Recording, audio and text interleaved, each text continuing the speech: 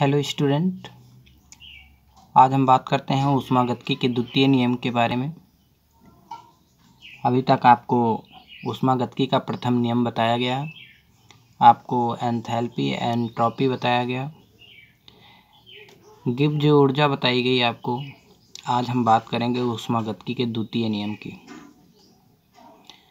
तो किसी भी निकाय में यदि स्वतः परिवर्तन हो रहा हो, उस पर ना ताप बढ़ाया जाए ना दाब दिया जाए, तो उसमें होने वाला जो परिवर्तन होगा उससे विश्व की एंट्रोपी में बढ़ोतरी होगी। विश्व की एंट्रोपी का मतलब हुआ निकाय और परिवेश दोनों की एंट्रोपी का योग जो होगा वो विश्व की एंट्रोपी कहलाएगी और वो सदैव धनात्मक होनी चाहिए।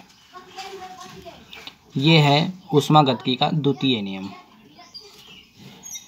किसी भी स्वतः परिवर्तित प्रक्रम में विश्व का मतलब निकाय और परिवेश यानी कि सिस्टम और सराउंडिंग दोनों का योग की एंट्रोपी बढ़ती है।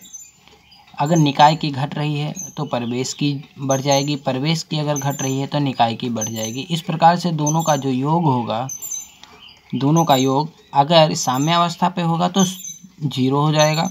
अगर साम्यावस्था में नहीं है, किसी में परिवर्तन हो रहा है, तो अगर एंट्रोपी बढ़ रही है तब तो वह अभिक्रिया संभव है।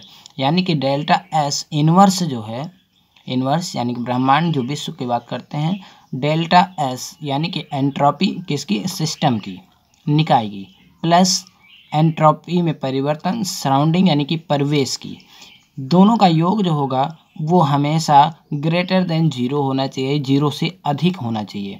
0 से अगर अधिक हो रहा है तब तो आपकी जो अभिक्रिया होगी वो पूर्ण होगी, यानी कि जो भी आपका परिवर्तन है वो सही दिशा में है। बात कर लेते हैं, यदि साम्यावस्था की हम बात करते हैं तो डेल्टा एस यूनिवर्स जो होता है वो बराबर हो जाता है delta S system plus delta S surrounding. ये इक्वल हो जाएगा 0 के। किसके इक्वल होगा, 0 के, क्योंकि ये साम्यावस्था पर है। यहाँ पे स्वतः परिवर्तित प्रक्रम चल रहा है, स्वतः परिवर्तित प्रक्रम है, ये साम्यावस्था पर हो।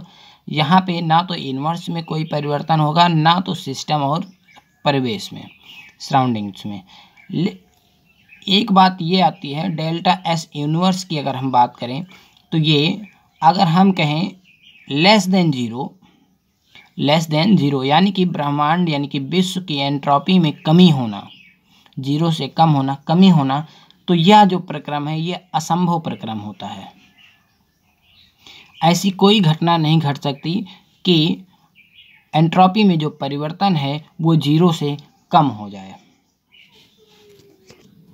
ऊष्मागतिकी के तृतीय नियम की चर्चा करते हैं। तो ऊष्मागतिकी का जो तृतीय नियम है वो ये बताता है कि परम शून्य ताप यानी कि 0 केल्विन टेम्परेचर पर यदि कोई निकाय जो है वो शुद्ध क्रिस्टलीय रूप में है, तो उसमें होने वाली जो एंट्रोपी होगा वो शून्य होगा। उसमें जो एंट्रोपी है वो शून्य होगा। आपको एंट्रोपी में बताया गया था कि ठोस की एंट्रोपी, जो ठोस होते हैं उनकी एंट्रोपी बहुत ही निम्न होती है, लेकिन जैसे जैसे वो द्रव में जाते हैं उनकी एंट्रोपी और बढ़ जाती है और गैसीय अवस्था में उनकी एंट्रोपी बहुत अधिक बढ़ जाती है, क्योंकि उनके जो कण होते हैं वो अधिक गतिशील हो जाते हैं। यहाँ पे हम बात करते हैं शुद्ध क्रिस्टलीय पदार्थ की। तो शुद्ध क्रिस्टलीय पदार्थ में होने वाला परिवर्तन जो होगा, जो अव्यवस्थित परिवर्तन है, वो बहुत ही कम होता है। इसलिए ये ऊष्मागतिकी का तृतीय नियम के अनुसार परम शून्य ताप पर पूर्ण व्यवस्थित शुद्ध क्रिस्टल पदार्थ की एंट्रोपी जो है वो शून्य होती है।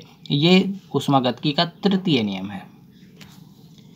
परम शून्य पर पूर्ण व्यवस्थित क्रिस्टलीय पदार्थ की एंट्रोपी शून्य होती है। जैसे T बराबर अगर 0 के हो तो एंट्रोपी जो होगा वो शून्य होगी।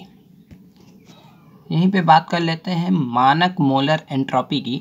तो मानक की बात आपको बताई गई, स्टैंडर्ड टेम्परेचर और प्रेशर यानी कि एक वायुमंडलीय दाब और रूम टेम्परेचर यानी कि 25 अंश सेल्सियस ताप पर एक मोल पदार्थ की एंट्रोपी जो भी होगी वो पदार्थ की मानक मोलर एंट्रोपी कहलाती है। 25 अंश ताप और एक वायुमंडलीय दाब मानक परिस्थितियां हैं। एक मोल पदार्थ की एंट्रोपी पदार्थ की मानक मोलर एंट्रोपी कहलाती है। इसे S0 से व्यक्त करते हैं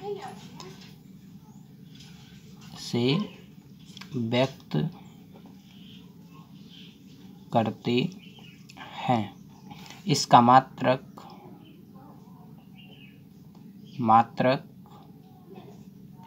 जूल प्रति मोल प्रति केल्विन है। आज की वीडियो में इतना। धन्यवाद।